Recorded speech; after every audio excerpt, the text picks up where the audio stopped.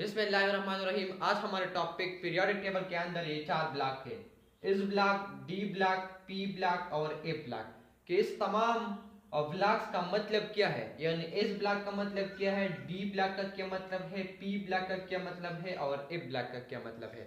तो सबसे पहले आता है हमारे साथ इस ब्लॉक कि इस ब्लॉक का क्या मतलब है, इस ब्लॉक का क्या मतलब है, इस ब्लॉक।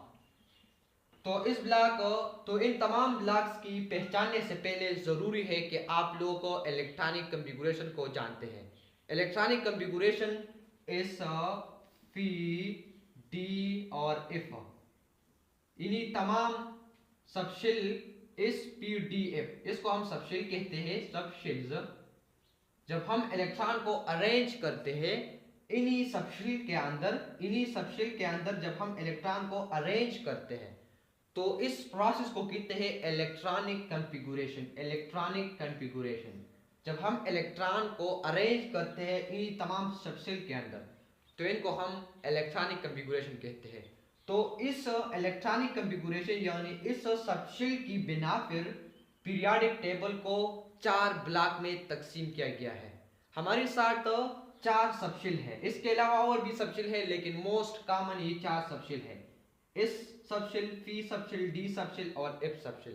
तो इसी सबशेलों की बिना पर पीरियोडिक टेबल को भी चार ब्लॉक में तकसीम किया गया है, S block, D block, P block और ए ब्लॉक। इस सबशेल के अंदर 2 इलेक्ट्रॉन आता है, पी सबशेल के अंदर हमारे साथ आता है 6 इलेक्ट्रॉन, डी सबशेल के अंदर 10 इलेक्ट्रॉन आता है और एफ सबशेल के अंदर 14 इलेक्ट्रॉन आता है। ठीक है, ये तो हम जानते हैं।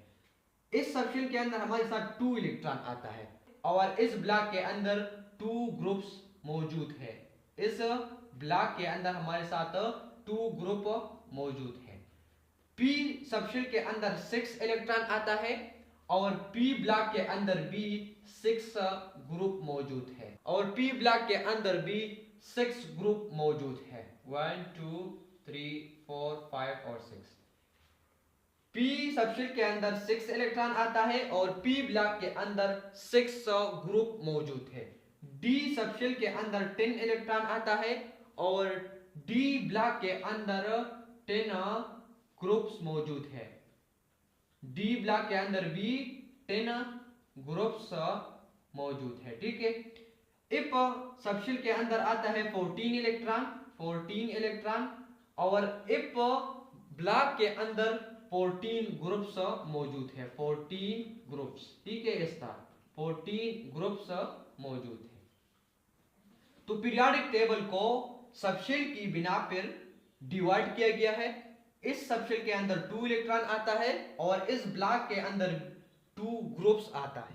पी सबशेल के अंदर 6 इलेक्ट्रॉन आता है और पी ब्लॉक के अंदर हमारे साथ 6 ग्रुप्स मौजूद है। डी सबशेल के अंदर 10 इलेक्ट्रॉन आता है और डी ब्लॉक के अंदर हमारे साथ 10 ग्रुप्स मौजूद है। इफ सबशेल के अंदर हमारे साथ आता है 14 इलेक्ट्रॉन और इफ ब्लॉक के अंदर हमारे साथ मौजूद है 14 ग्रुप्स। ठीक है, ये तो हमने सिर्फ इनकी नाम को पहचान लिया। अब इस ब्लॉक का क्या मतलब है, तो इस ब्लॉक का मतलब ये है कि इस ब्लॉक के अंदर जितनी भी एटम्स मौजूद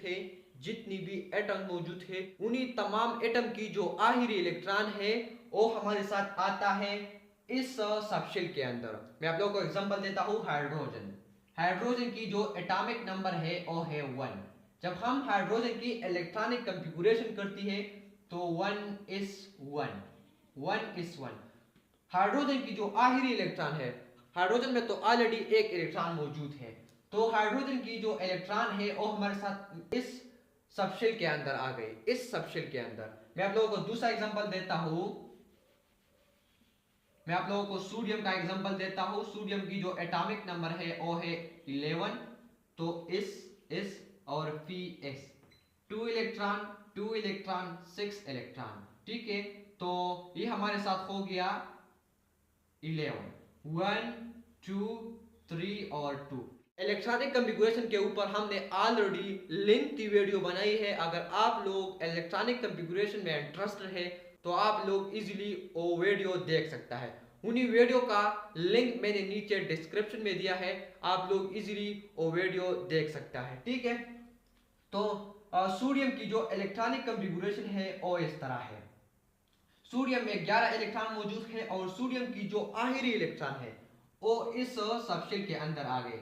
आप लोग देख सकते हैं 3s1 सोडियम की आखिरी इलेक्ट्रॉन हमारे साथ इस सबशेल के अंदर आ गए। तो इस ब्लॉक के अंदर जितनी भी एटम मौजूद है उन्हीं तमाम एटम का जो आखिरी इलेक्ट्रॉन है, आखिरी इलेक्ट्रॉन वो इस सबशेल के अंदर आता है, इस सबशेल के अंदर। पी ब्लॉक का क्या मतलब है कि पी ब्लॉक के अंदर जितनी भी एटम मौजूद है उन्हीं तमाम एटम की आखिरी इलेक्ट्रॉन, उन्हीं तमाम एटम की आखिरी इलेक्ट्रॉन पी सबशेल के अंदर आता है, पी सबशेल के अंदर। ठीक है, मैं आप लोगों को एग्जांपल देता हूं। कार्बन, कार्बन की एटॉमिक नंबर हमारे साथ है 6, तो 1s2, 2s2 और 2p2। तो कार्बन की आखिरी इलेक्ट्रॉन हमारे साथ पी सबशेल के अंदर आ गए। आप लोग देख सकते हैं कि कार्बन की आखिरी इलेक्ट्रॉन हमारे साथ पी सबशेल के अंदर आ गए। दूसरा एग्जांपल मैं आप लोगों को देता हूं ऑक्सीजन की। ऑक्सीजन की जो एटॉमिक नंबर है वो है 8, 1s2, 2s2 और 2p4। तो ऑक्सीजन की जो आखिरी इलेक्ट्रॉन है वो भी हमारे साथ पी सबशेल के अंदर आ गए। तो पी ब्लॉक के अंदर जितनी भी एटम मौजूद है उन्हीं तमाम एटम की जो आखिरी इलेक्ट्रॉन है वो पी सबशेल के अंदर आता है। डी ब्लॉक का क्या मतलब है? डी ब्लॉक का मतलब यह है कि डी ब्लॉक के अंदर जितनी भी एटम मौजूद है, तो डी ब्लॉक के अंदर जितनी भी एटम आती है उन तमाम एटम का जो आखिरी इलेक्ट्रॉन है और डी सबशेल के अंदर, और डी सबशेल के अंदर मौजूद होता है।